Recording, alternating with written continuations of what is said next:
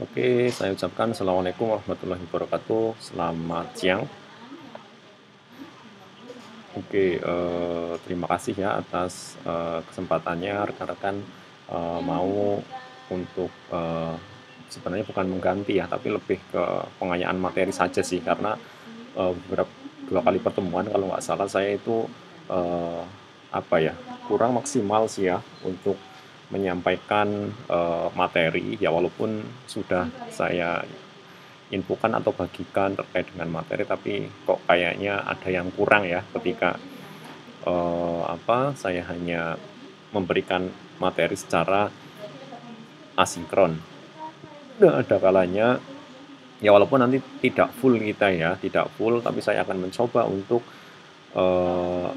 menyampaikan materi pertemuan ke-12 ya, pertemuan ke-12 terkait dengan continue integration atau continue delivery. Nah, oke, saya ini akan share screen dulu.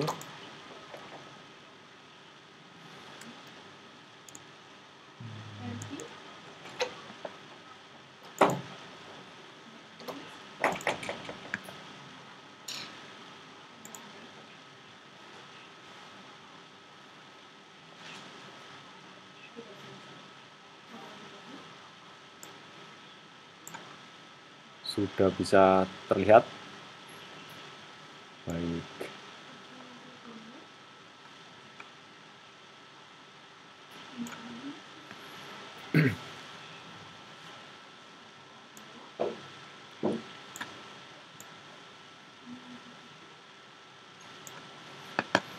Ya,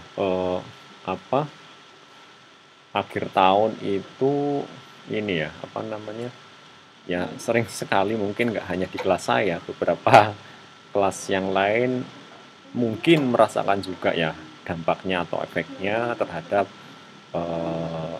rekan-rekan mahasiswa terutama. Ya, karena tidak bisa dipungkiri apa eh, tugas pokoknya dosen itu tidak hanya ngajar saja gitu ya. Sebenarnya poinnya itu hanya tiga, tugas pokoknya aslinya ya sebenarnya itu hanya ada tiga, ada ngajar gitu ya. Jadi tridharma namanya, ada ngajar, kemudian penelitian, ada pengabdian masyarakat. Ada tiga itu tugas pokoknya yang wajib dilakukan. Tetapi ya ada kalanya kita harus handle kegiatan. Nah, kegiatan-kegiatan ini yang pas akhir tahun gitu harus dilaporkan dan segala macamnya, itu yang butuh effort yang lumayan besar sehingga mengganggu proses pembelajaran. Tapi nggak apa-apa, saya coba jalani aja, kemudian kan saya coba maksimalkan ya apa yang bisa saya lakukan. Nah, walaupun rekan-rekan sudah praktik ya, yang sudah praktik terkait dengan continue integration, continue delivery. Saya yakin rekan-rekan di sini ada yang sudah ini ya, sudah sudah mencoba ya, mencoba, atau sebelum materi ini sudah iseng-iseng gitu ya, punya punya repository ya, atau punya create a project, kemudian mencoba fitur-fitur atau layanan-layanan continue integration, continue delivery, delivery. Nah, untuk outline-nya ini, jadi nanti rekan-rekan itu ya diharapkan ini ya, kita pengenalan dulu tentang CI/CD ini sebenarnya apa, kemudian memulainya, dan ada istilah-istilah di sana ya, ada variabel, kemudian ada script sama token juga.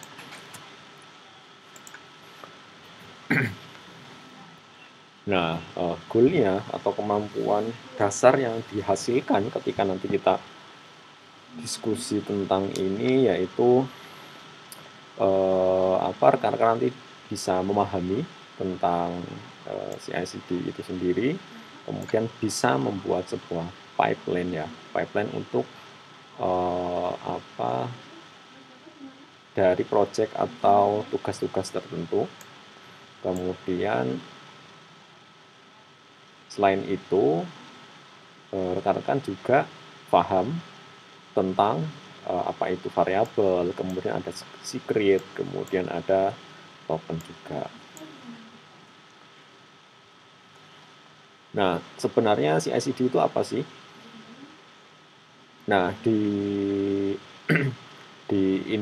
industri gitu ya, di industri ketika kita akan ketika kita mendevelop sebuah aplikasi gitu ya, menurut aplikasi normalnya kan ini ya. Atau di sini ada yang tidak punya repository.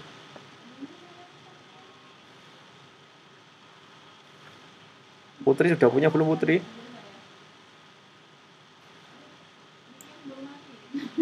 Sudah ya. Yang lain ada yang nggak punya? Jangan-jangan ada yang nggak punya nih repository. Repository untuk source code ya tentunya.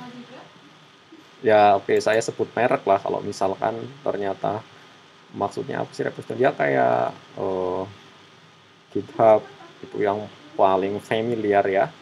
Ada GitHub, kemudian ada GitLab. Nah, GitLab juga dulu itu malah ada namanya ini ya, Tortoise ya. Itu subversion ya. Untuk Tortoise juga ada dulu saya pernah mencoba, kantor saya dulu pernah menggunakan Tortoise itu subversion.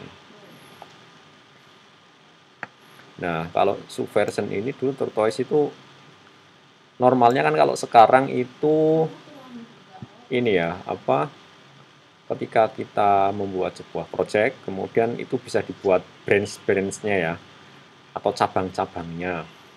Nah, kalau dulu, kalau untuk yang Tortoise itu nggak bisa. Jadi kita harus membuat folder-folder tertentu gitu ya. Ada folder terang, app, kayak gitu-gitu. Nah, saya nggak tahu ya, tidak mengikuti repository Tortoise. Apakah sudah update karena sudah lama atau enggak. Nah, tujuan dari dari ketika kita mendevelop aplikasi, mungkin sekarang rekan-rekan ketika mendevelop aplikasi itu ya masih seperti ini ya, seperti Batman atau Superman, hanya seorang, kemudian semua aplikasinya dibuat Anda sendiri ya, atau sering disebut istilahnya full stack developer. Dari back-end-nya, kemudian dari middleware-nya, kemudian ada front-end-nya gitu ya. Tidak hanya sampai di sana, tetapi yang desain database-nya, testing-nya gitu. Bahkan ada yang merangkap jadi marketing gitu ya. Oh, saya punya produk ini, gimana gitu ya. Nah, misalkan seperti itu udah full stack sekali ya. Nggak hanya develop, tapi dia juga memasarkan atau jadi marketing gitu. Nah, ya tentunya ketika kita hanya seorang full stack gitu ya. Karena kalau untuk ini CI/CD ini sebuah rangkaian proses yang panjang ya ketika kita mendevelop sebuah aplikasi. Jadi tidak hanya step-step tertentu saja, tapi ini sebuah rangkaian yang panjang. Nah, normalnya kan kalau kita membuat sebuah project, yang pertama ya jelas ya kita ya anggapannya proses-proses sebelumnya desain dan segala macam sudah dilakukan. Tetapi ini mungkin sudah mencoba, kalau di SDLC itu sudah mencapai di proses ini ya.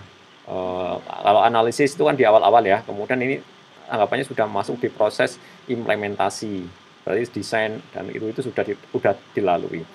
Nah, ketika kita melakukan implementasi ya tentunya kita lihat analisis kebutuhannya seperti apa, desainnya seperti apa, kemudian kita akan implementasikan ke dalam sebuah kode program.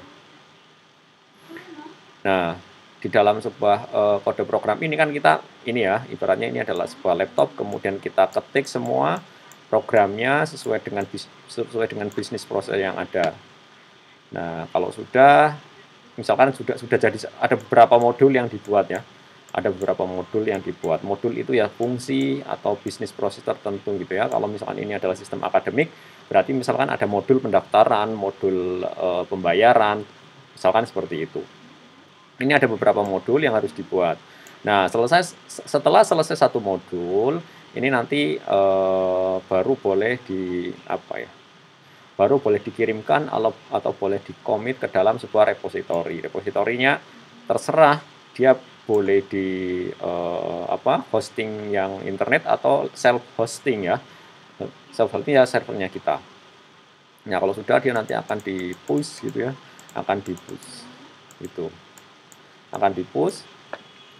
Nah, normalnya setelah di-push ini nanti akan ada QC atau orang-orang yang akan mengecek kode kita. Sebenarnya di sini juga ada namanya, dia yang ini ya, yang menganalisis ininya, tapi nggak apa-apa. Normalnya kalau yang paling gampang gitu ya, ada bisnis proses, kemudian nanti dirasa cukup ya dari sisi developer, kemudian nanti akan di-push masuk ke repository. Nah, habis itu repository ini nanti akan ada akan ada QC ya, kalau ada. Kalau full stack ya enggak, dia langsung semua dirinya sendiri. Nah, dia seperti ini. Nah, kemudian sampai sini ini belum selesai. Nanti ketika ada bug, ada isu gitu, nanti QC-nya, bagian QC nanti bisa submit isu gitu ya, isu di project-nya. Di GitLab itu kan ada fitur itu, di repository umumnya ada. Nah, jika dari sini selesai, kemudian nanti sudah masuk level production, kemudian nanti aplikasi akan dikirimkan ya, akan dikirimkan ke production atau sudah siap jalan. Nah, kalau sudah siap jalan seperti ini, nanti sudah bisa dikirimkan ke customer atau sudah bisa dinikmati oleh pengguna ya, oleh pengguna. Dalam ini pengguna yang sebenarnya ya, pengguna sistem siapa saja. Nah, proses seperti ini kan ya, dia akan berulang. Dia akan berulang. Ya nanti ada modul lagi, dia akan di-QC gitu. Ini akan berulang. Nah, sebenarnya proses ini itu bisa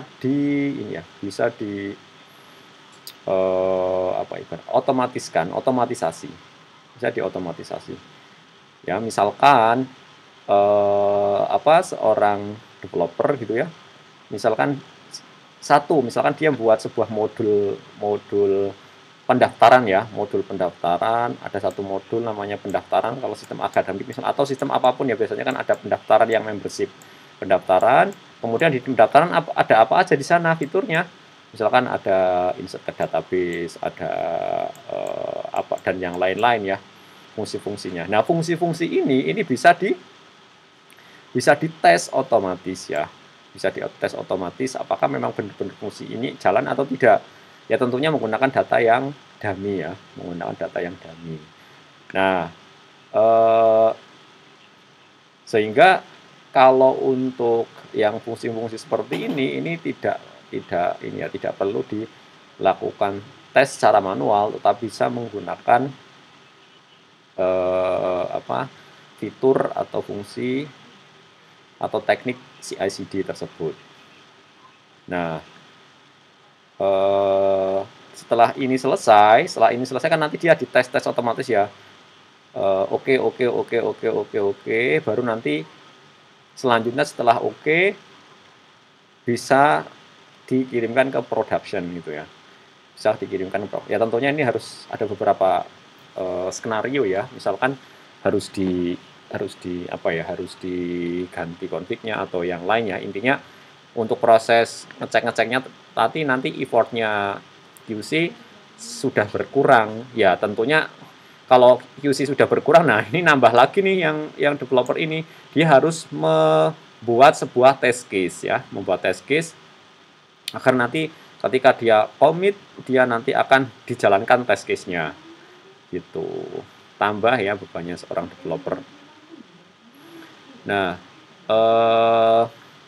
kira-kira latar belakangnya seperti itu. Jadi ada hal-hal yang ternyata bisa diotomatiskan yang sebelumnya dilakukan oleh oleh orang untuk mengerjakan sesuatu, dalam ini misalkan pengujian gitu ya, pengujian. Nah, dengan adanya CI/CD ini nanti sudah otomatis dilakukan pengujian. Nah, kemudian integrasinya seperti apa tadi ya? Tidak hanya untuk otomatisasi dalam testing, ketika delivery, ketika mengirimkan ke customer, dia juga bisa dilakukan secara otomatis. Nah, ini sehingga nanti akan mengurangi resiko kegagalan ya, dan aplikasi kita akan konsisten ya, karena campur tangan dari seorang user, seorang di bagian-bagian masing-masing ini nanti akan tidak terlalu campur tangan gitu ya, sehingga akan konsisten aplikasi kita gitu ya. Nah, di sini disebutkan bahwa ketika CI/CD ini ada sebuah fungsi atau metode untuk secara terus-menerus ya melakukan mengirim sebuah aplikasi ke customer, dalam ini konsumen lah ya, untuk menjalankan ini ya, untuk mengenalkan otomatisnya ke dalam sebuah stage atau sebuah langkah-langkah pada proses pengembangan aplikasi. Nah, sedangkan yang CI ini adalah akronim dari Continuous Integration tadi ya. Nah, sebenarnya untuk deploy aplikasi ini kan langkah-langkahnya banyak ya. Misalkan pertama tesnya itu gimana gitu ya. Tesnya itu gimana, kemudian setelah tesnya selesai nanti dia melakukan apa. Kemudian dia misalkan harus nge-push ke GitHub. Dia akan nge-push ke Docker Hub kayak gitu. Itu bisa dilakukan secara otomatis. Nah, tadi ya, nah ini biasanya dilakukan oleh dilakukan banyak beberapa aplikasi ya, atau pihak-pihak ketiga untuk berintegrasi. Nah, ini nanti dia akan secara proses seperti ini akan otomatis yang sekarang manual, nanti dia akan otomatis yang biasanya dilakukan oleh developer. Nah, ya tentunya ini akan jauh mengurangi tingkat errornya, karena hampir tidak ada campur tangan manusia. Nah, ini dari sini misalkan ketika kita dari sisi build-nya, kemudian ngetesnya, setelah ngetes berhasil, dia nanti kan akan di-merger ya, ke branch yang sudah oke gitu ibaratnya. Nah, biasanya kalau repository itu tidak hanya satu branch ya. Biasanya dia lebih dari beberapa branch. Misalkan di sini ada yang branch master atau main, kemudian ada branch yang lain, ada misalkan kalau saya sering membuat namanya development misalkan. Kemudian saya misalkan nanti ada kebutuhan khusus branch. Teknik branch sudah paham ya? Halo? Halo, nanti saya ngobrol banyak tentang branch, jangan-jangan belum paham ini. Branch sudah tahu ya, branch ya di repository.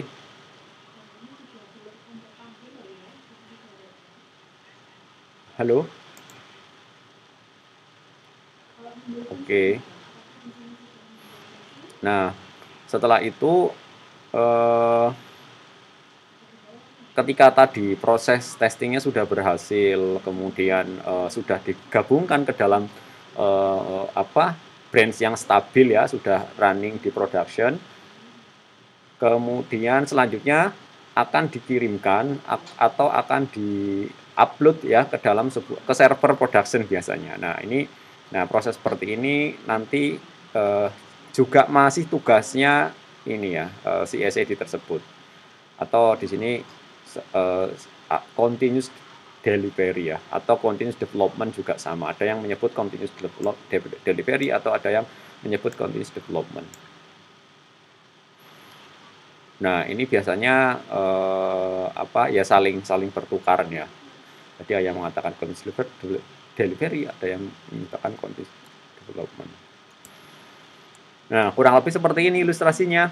Tadi kan ada sebuah software development ya, ketika seorang programmer itu sudah selesai membuat modulnya, kemudian dia akan melakukan commit ya ke repository, dia akan commit, set commit, kemudian nah di dalam kodenya, projectnya dia juga harus menyiapkan ininya. Biasanya kalau menggunakan misalkan Java ya, build itu ya bisa gampangnya itu misalkan ketika aplikasi Java ya, ketika di build and compile gitu agar nanti siap didistribusikan. Yang pertama dia compile dulu, sudah selesai, setelah selesai di-compile, kemudian dilakukan tes. Tes ini tadi. Nah, dia juga automatic test ini tesnya. Yang penting developer ini harus menyiapkan fungsi script testnya ya. Inside database, update, delete, read, kayak gitu-gitu. Nah, contohnya kalau misalkan Java itu menggunakan JUnit, kalau PHP PHP unit ada nggak PHP unit?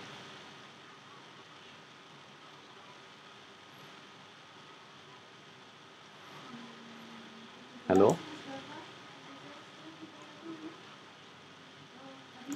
Atau ada yang lain ini yang sudah biasa menggunakan ini?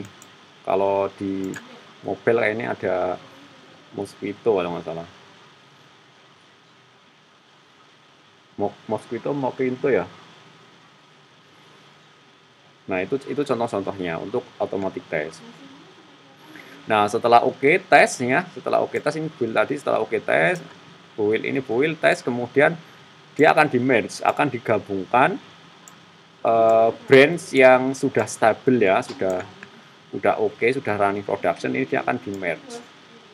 Nah ketika di-merge berarti nanti antara versi yang di production, branch yang jalan sama ini sudah oke. Nah kemudian kita sudah ada branch master yang sudah siap untuk di-upload, akan diubah ke dalam server misalkan. Nah setelah ini dia akan terintegrasi ke pihak ketiga di server misalkan untuk mengirimkan update-nya. Ya, akan mengirimkan update-nya, distribusinya. Berarti ini hasil ini dia akan dikirimkan, akan ngupdate ke server production yang terbaru. Ya, ke repository, habis itu dia akan dideploy ke server terserah ininya mana. Oke, ini nah tugas-tugas seperti ini waduh ini kalau misalkan melakukan sendiri ya lumayan ya. Setiap update oke, kemudian harus kalau hanya di lokal atau di server biasanya pakai kalau misalkan masih pakai FTP di drag filenya yang terbaru di update-nya, wah itu sebenarnya masih primitif kalau seperti itu. Jadi sekarang zamannya ya ketika nanti di lokal sudah oke, di testing sudah oke nggak fail ya, nanti dia selanjutnya ke repository ininya dan ke deploy ke server production.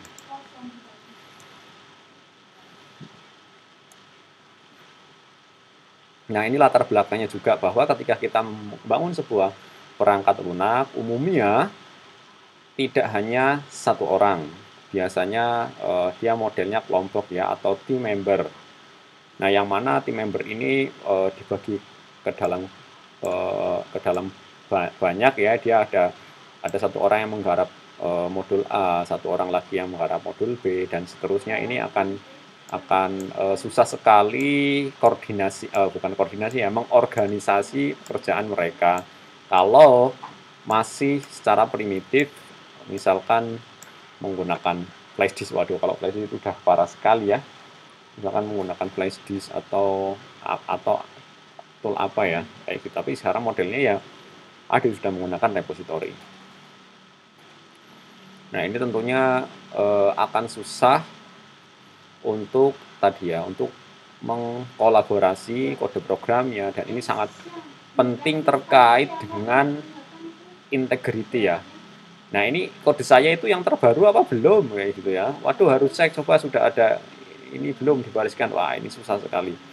Nah ini untuk memastikan bahwa kode yang ada yang digunakan itu yang paling baru ya, atau versi yang terakhir ketika dibuild dan dijalankan di lokal. Karena untuk memastikan itu juga tidak gampang ya. Memastikan itu tidak gampang.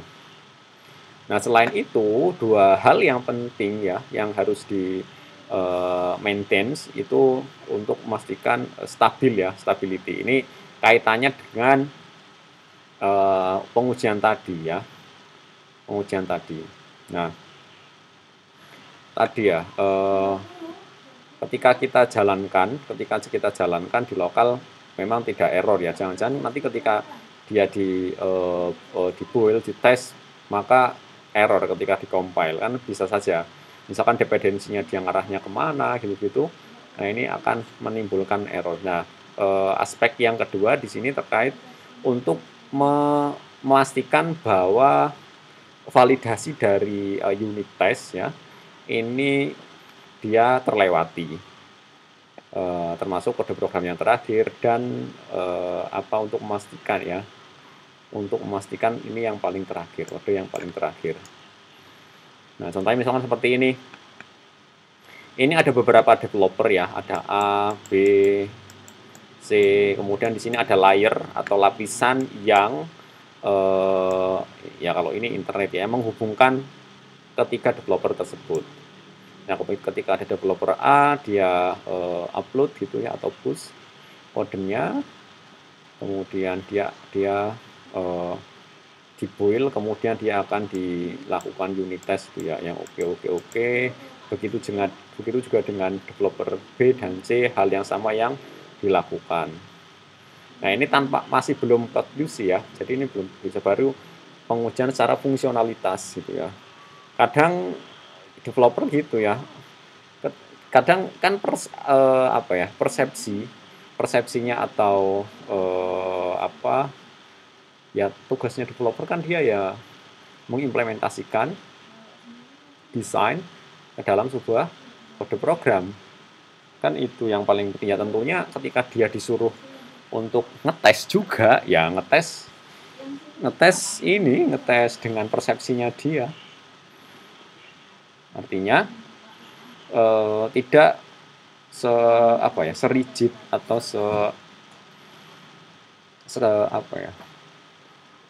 ada yang tahu nggak, rigid, kemudian setelaten mungkin, ulet lah ya, seulet bagian QC, yang QC memang job desk-nya untuk menguji kode programnya sudah berjalan dengan baik atau belum sesuai kebutuhan.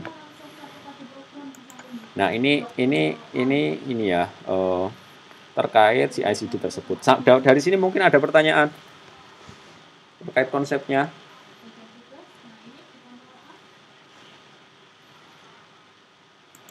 Tadi saya belum play.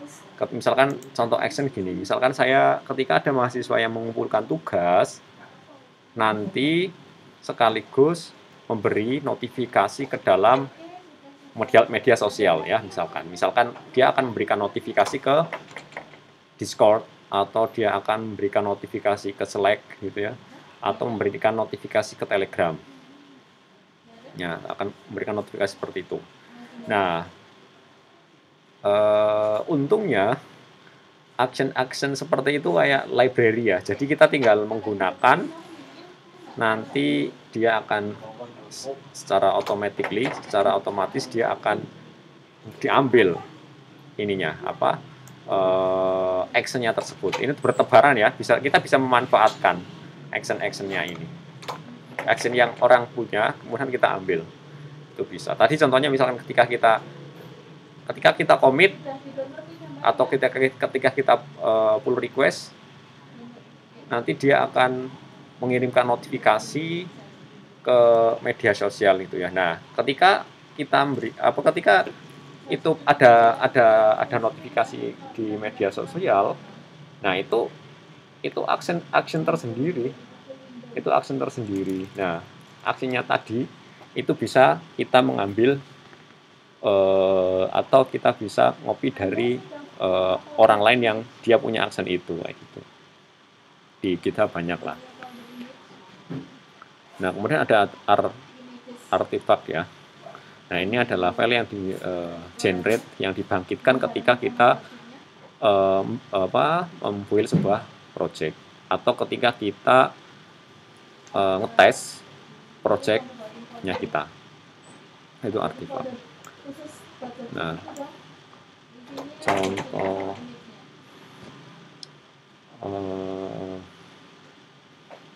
kemudian ada, nanti saya perlihatkan lah ya, saya ada contoh. Kemudian ada event ya. Nah, event ini ya sebuah trigger pada sebuah flow in GitHub Action. Ketika kode ini berubah ya, sekali dia berubah, dia akan di-push atau akan di pull request ya. Akan di-push atau pull request. Nah, nanti kita bisa nge-set eventnya ya, untuk men-trigger sebuah workflow. Nah ini saya misalkan ada contoh, saya oke, saya coba share.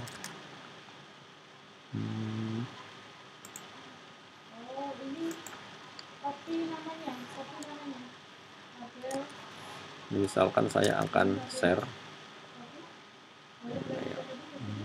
share.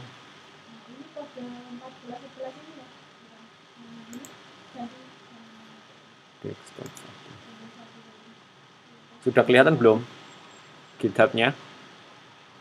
Oke, nah contohnya misalkan ini saya ada contoh repository.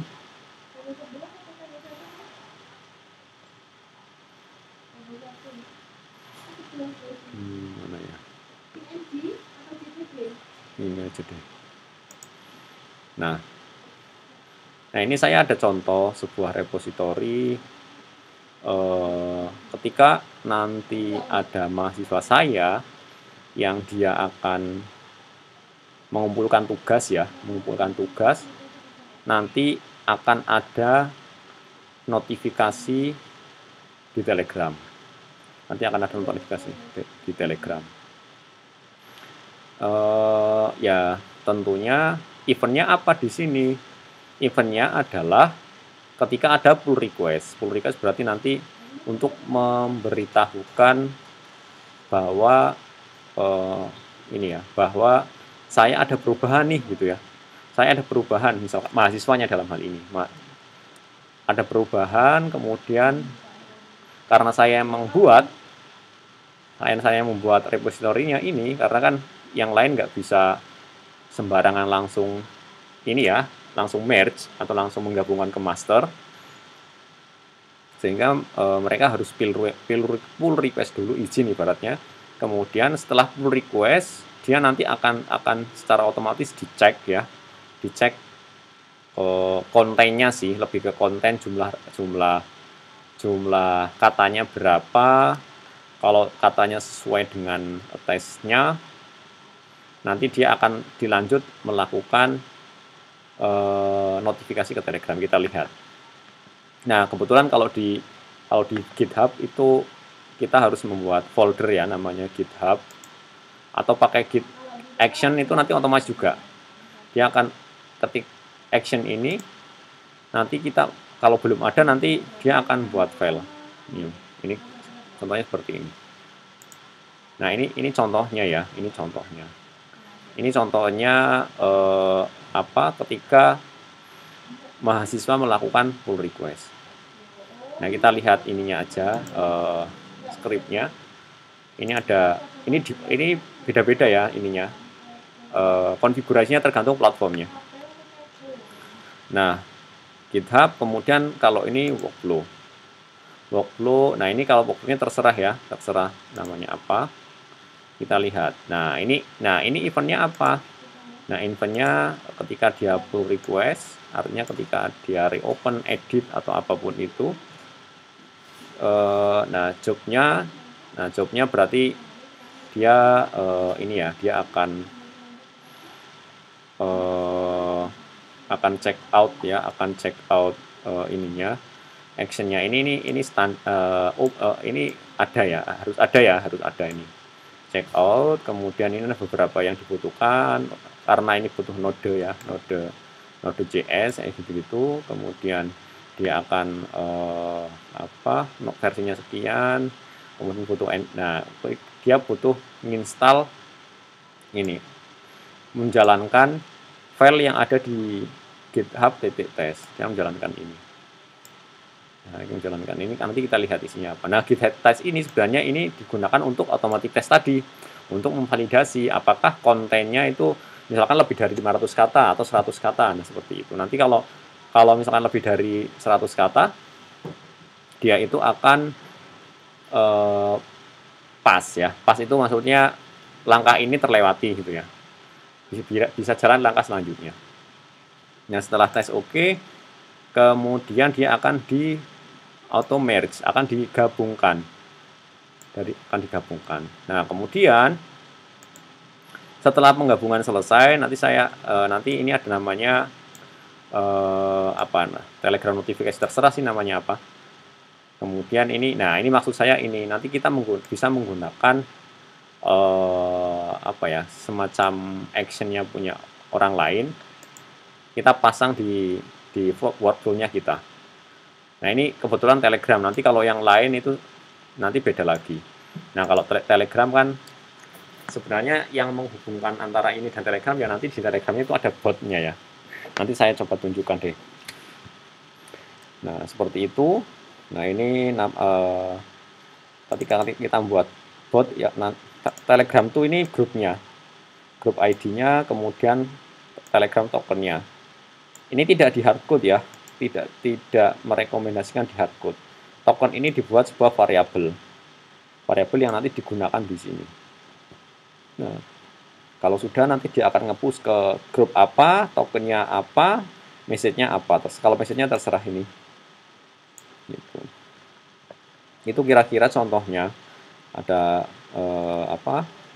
ada workflow tadi, kemudian eventnya ini ya. Ketika pull request dengan tipe open, sinkron, ketika open pull request kan open gitu ya, atau sinkron sini nanti dia akan jalan. Nah, kemudian di sini juga ada historinya. Kita bisa ngecek dia berhasil atau enggak, itu bisa kelihatan. Nah, ini contohnya. Nah, ini contohnya, tadi setup job misalkan, ini historinya. Tag historinya. Kemudian ya ini logger ya, ibaratnya kayak logger gitu. Nah, kemudian untuk Telegram notification, nah begitu. Nah, kalau misalkan di sini ada langkah atau step yang gagal, ya dia tidak bisa sampai complete job, tidak sampai sana. Itu. Oke, enggak masalah ini. Nah, ini contohnya GitHub Action.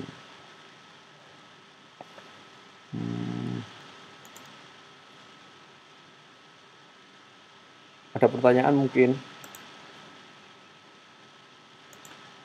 Misalnya kembali lagi ke ini. Ada pertanyaan mungkin sampai sini? Jadi nanti rekan-rekan bisa buat yang lain ya. Bisa membuat kreasi-kreasi yang lain yang menarik gitu ya.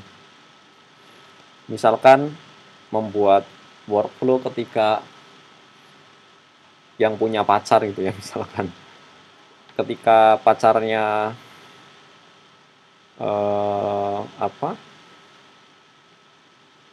milih mau belanja gitu, misalkan mau belanja ke marketplace tertentu misalkan, itu kan hanya ide ya, dia nanti akan notifikasi ke kita. Contohnya misalkan seperti itu. Tapi kayaknya susah kalau itu. Jadi intinya itu di GitHub Action itu nanti dia sudah menyediakan library-library yang support ke pihak ketiga. Kita bisa menggunakan, tidak perlu create from scratch ya, tidak perlu buat dari nol, tapi kita bisa memanfaatkan. Oke, event tadi ya, ketika event ini digunakan untuk men-trigger sebuah workflow di GitHub Action. Contohnya tadi saya eventnya ketika ada pull request, dia nanti akan apa namanya, akan ngetes, dicek kontennya lebih dari sekian kata atau enggak. Setelah itu nanti di merge, digabungkan ke master. Setelah selesai, dia nanti actionnya akan ngirim notifikasi ke Telegram, contohnya misalkan. Nah ini ada beberapa istilah lagi ya di dalam GitHub Action ya, misalkan GitHub Hosted Runners. Nah ini sebenarnya ya tadi kan saya perlihatkan ada sebuah logger ya, atau catatan-catatan ketika workflow kita jalan. Nah itu sebenarnya ya ini ya, dia itu jalan di server itu ya sebenarnya. Di jalan di server, tapi servernya siapa ya? Servernya host. Tentunya di sana punya keterbatasan, tentunya ada limitasi berapa hari atau berapa kali kita melakukan ini ya, ketika menjalankan workflow itu ada ininya, ada keterbatasannya. Nah, ini ya tadi bahwa ini adalah sebuah host runner yang digunakan untuk menjalankan. Nah ini dia seperti mesin biasa, hardware yang di hosting gitu ya. Misalkan di sini contohnya di sebuah Azure DevOps pipeline gitu misalkan. Ya dia support Windows, Linux dan macOS. Tergantung tadi kan ada Ubuntu, Linux atau apa gitu. Banyakan si Linux yang digunakan ininya distronya. Nah kemudian untuk job ini ada sebuah job adalah sebuah kumpulan langkah untuk mengkonfigurasi ketika menjalankan sebuah single runner gitu ya. Nah di dalam sebuah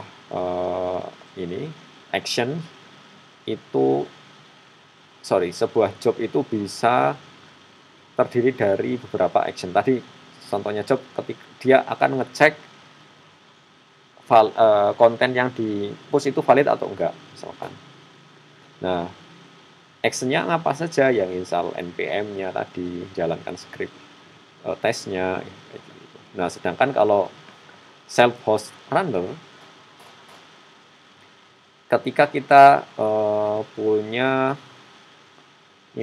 konfigurasi khusus ya, konfigurasi khusus yang namanya self-hosted runner ya, ini berarti ya yang kita yang mendefinisikan ya, kita yang mengkonfigurasi, tidak hanya langsung tinggal menggunakan. Contohnya kalau tinggal menggunakan ya menggunakan yang free tadi, misalkan menggunakan hosted runner-nya GitHub gitu. Ya sebaiknya kalau misalkan aplikasi kita sudah besar ya, sudah bukan personal lagi tapi sudah profesional bisnis gitu ya, yang nanti menggunakan hosted runner sendiri biar kita ya bisa full manage.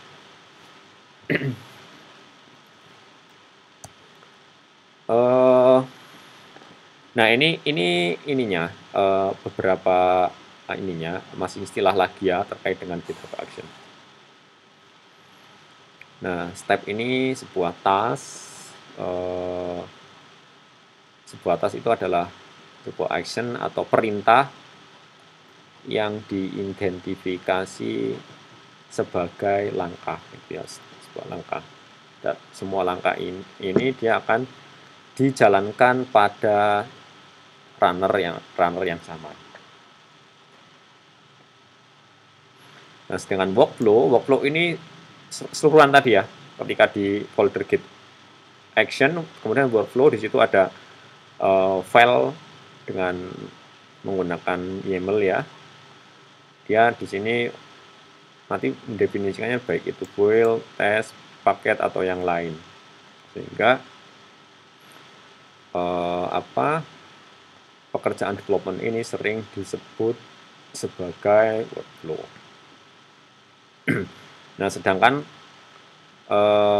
filenya workflow file-nya ini dalam bentuk YAML tadi ya. Dia akan disimpan ke dalam directory GitHub tadi ya. .github /workflow, kemudian nanti di dalamnya ada apa? Filenya tentunya file YAML tadi. Itu untuk workflow file. Sedangkan yang workflow run ini sebuah sebuah workflow yang menjalankan prekonfigurasi event atau trigger. Itu istilah-istilah terkait dengan GitHub Action. Nah, kadang kita ini ya, kadang di dalam sebuah workflow ada namanya variabel. Kalau variabel kan di dalam bahasa pemrograman adalah sebuah tempat penyimpanan ya, yang mana nanti bisa kita panggil ulang untuk menyimpan sesuatu, dalam hal ini menyimpan data. Nah, kita bisa mendefine nama ininya, nama variabelnya, tergantung kebutuhan nanti. Misalkan host, password, URL atau apapun itu ya, terserah. Namanya juga environment variable, environment. Nah, kemudian ada istilahnya ini, secret sama token. Nah, secret atau token ini namanya secret itu rahasia ya, berarti ya nanti ini tidak plantek atau tidak kelihatan di sebuah workflow, tapi nanti dia akan disimpan ke dalam sebuah variabel. Nah, ini kalau di sini adalah secret adalah sebuah hal penting di dalam CI/CD pipeline. Nah, dia ini akan menyimpan informasi yang sensitif seperti password atau yang lain ya, untuk mengkonfigurasi workflow kita. Itu secret. Contohnya tadi ya, kalau misalkan kita mau ada job untuk publish ke Docker Hub, kan butuh user password ya. Nah, user passwordnya ini tidak plantek disimpan ke dalam workflow-nya. Dia direkomendasikan untuk disimpan ke dalam sebuah variabel. Itu implementasinya. Nah, sedangkan ada token ya. Token ini sebenarnya hampir mirip ketika kita mau masuk dalam aplikasi. Contohnya ginilah, di GitHub itu per Agustus kalau nggak salah ya, yaitu ketika GitHub-nya itu mau diintegrasikan ke aplikasi, misalkan ke editor kita biar nanti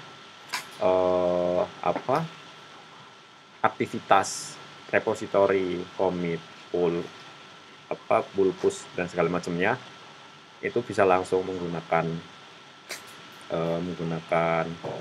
GitHub. Kita harus membuat tokennya. Nah, di sana itu tokennya lumayan dinamis ya, bisa di set expirednya kapan, bisa dibuat ini ya agar lebih secure gitu. Nah, mungkin itu dulu ya untuk